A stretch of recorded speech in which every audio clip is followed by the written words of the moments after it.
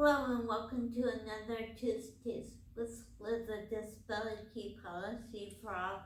Today, I'm really excited to be coming to you from the Walmart home office in Bentonville, Arkansas. And today I'm interviewing Warren Moore and his wonderful wife, Aneasha Moore, and Warren is the Vice President of Health and Wellness, and Aneasha is the staff pharmacist. So welcome, Thank you for having Aneasha us. and Warren. Yeah, thanks for having us. The first question is, thank you both for joining me for Tuesdays with Liz. Can you each tell me about yourself and family and how having a child with a disability has impacted your life? Yes, I'll start off. As you said, I'm a staff pharmacist for Walmart, so I've been with the company for 17 years. We have 4 daughters, 3 together, and one of our twins has Down syndrome. She is now 6 years old. And Warren, can you tell me about yourself? Yeah, Liz. So I, just like Aneasha, I've worked here for Walmart, and I've worked for the company for 17 years now. One of the things, and you asked the question as to how it changed me as a person having a child with a disability. And so I was driven and achieving things in my career.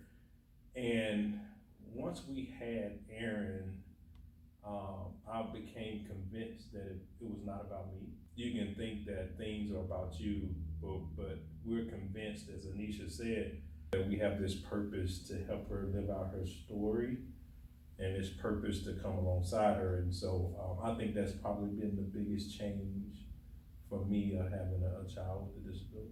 This month is Down Syndrome Awareness Month. And how do you both advocate for Down syndrome awareness?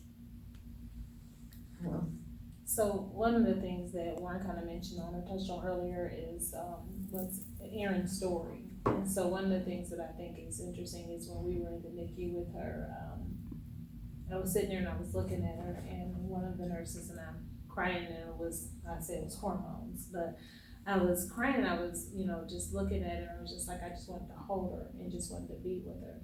And one of the things, Warren just looked at me, he said to me, he was like, what's gonna be her story?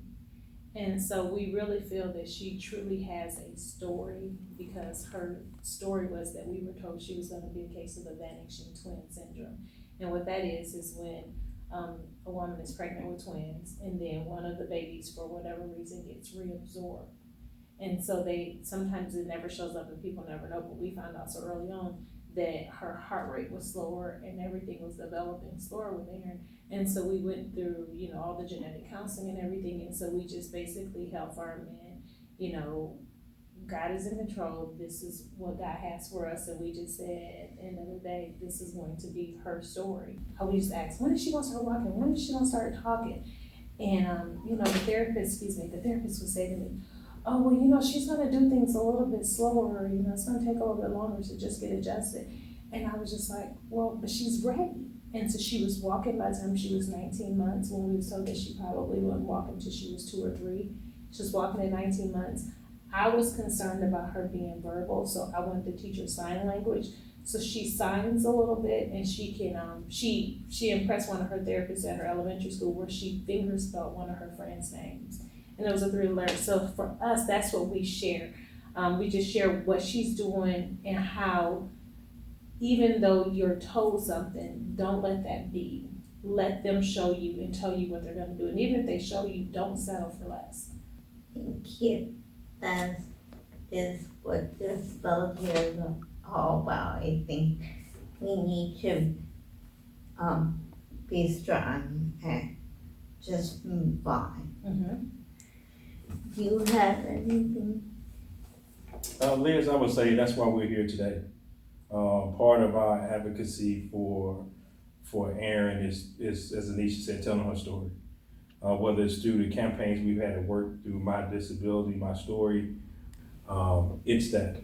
It's telling her story, it's advocating for her, and it's really driving home the message of inclusion of people with all types of abilities. Thank you. And in some ways, that's what Tuesdays with Liz is all about. Can you give us an example about a celebration that Erin had, and how do you celebrate that? Liz, I would say there are so many, and I think that goes back to being inclusive with kids or people with disabilities. But I go back and I think about Erin being able to walk before the doctor said that she probably would. So she walked at around 19 months. I can remember her being potty trained before people thought that she would. I've seen her in video in school do phonics and sound out words. But on the same side, I've seen her ride a bike and do a ziggle outside with her sisters. I've seen her climb on the playground sets and do the things that way. So it's each and every time when we see those, we generally high five her, we hug on her, we celebrate her, she laughs and she giggles. And each and every day we find those, and it really it makes your day, and that's part of Erin's story for us. Thank you. Do you have a favorite celebration of Erin? Yes, I actually do. One of the things that was a major milestone for Erin is when she learned how to get dressed. And so her putting on her socks, her underwear, her pants, and I always tell her, tag in the back. And so when she gets dressed, she likes to go, ta-da! And after she's dressed, she says to me, "Dad, cute." And so she runs to wherever Warnett is in the house, and she basically goes and she stands in front of him, and she goes, "Dad, cute, Dad, cute." And he, "Oh yeah, look at you, girl." Thank you. And happy Down syndrome month. Happy Down syndrome month.